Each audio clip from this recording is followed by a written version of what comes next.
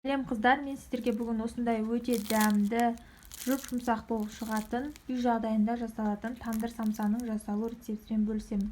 Ол үшін видеоны соңына дейін көріп, лайк басып, комментарий қалдыруды ұмытпаңыз. Ең алдымен жылы суымызға тұзды салып, жақсылап ертіп аламыз. Тұзымызды ертіп алдық. Енді үлкенде отызға салып, құйып, електен өткізілген ұнымызды салып, орташа қамыр жейтін боламыз. Қамырымыз қатты жұмсақ та, және де қатты да болмау керек, орташа болу керек.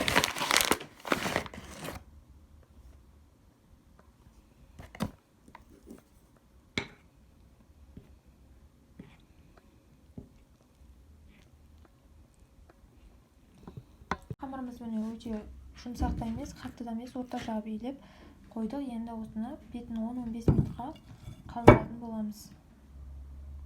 Қамырымызды 4 бөлікке бөліп, өздеріңіздің қалауларыңызша істесеңіздер де болады. Мен 4 бөлікке бөліп жайып, арасын майлап шығатын боламыз.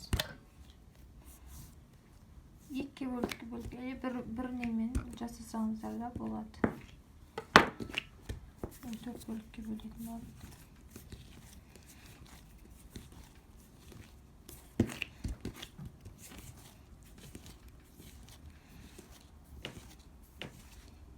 Қыздар, 4 бөлікке бөліп неғып шықтым. Енді 4 бөлікке жұқалау етіп жайып шығатын боламыз.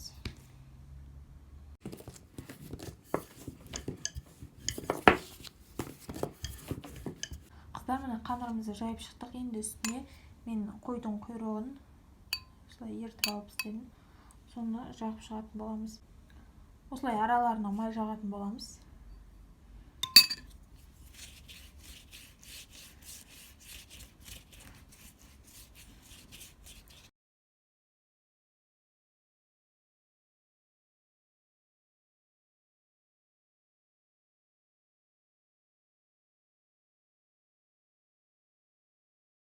Қамырымыздың 4-еуінде майлап болдық. Енді осылай видеодағыдай орап шығатын боламыз.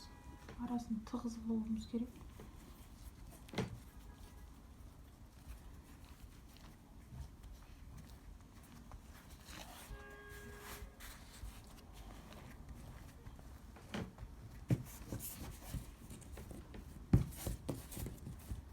Енді 1-1,5 сағатқа морозильникке қалдырамыз. Морозильникке салып қоямыз. Оған дейін біз салмасын дайындайтын боламыз. Салмасын дайындаймыз. Ең алдымен менде ұсақтап туралған ет және де май, үстіне пияз. Пиязымыздың көптеу болған жақсы, себебі сочный болып, әдемі болып шығады. Үстіне және де кішкене сұйық май құятын боламыз.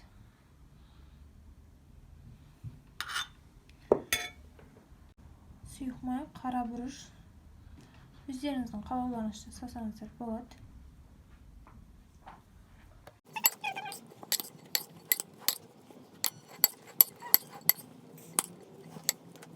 Міне қыздар, салмамыз дайын. Қыздар, мен айта кетейін, мен бұған тұз салған жоқпын, себебі менің етім тұздалғандықтан ешқандай тұз салған жоқпын. Енді қамырымызды жайып, ішіне салмасын салатын боламыз. Қамырымыз морозилкада тұрды. Енді осылай ашып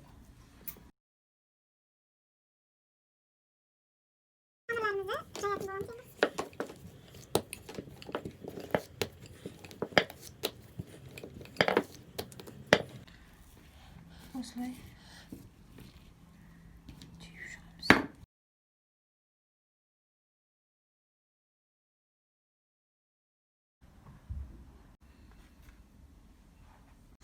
Жұмыртқаның сарысын жағамыз бетіне.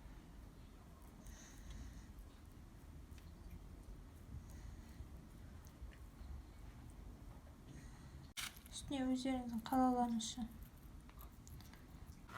180 градусқа, алдын ала қыздырылған пешке 180 градуста 40-35 минут пісіріп аламыз.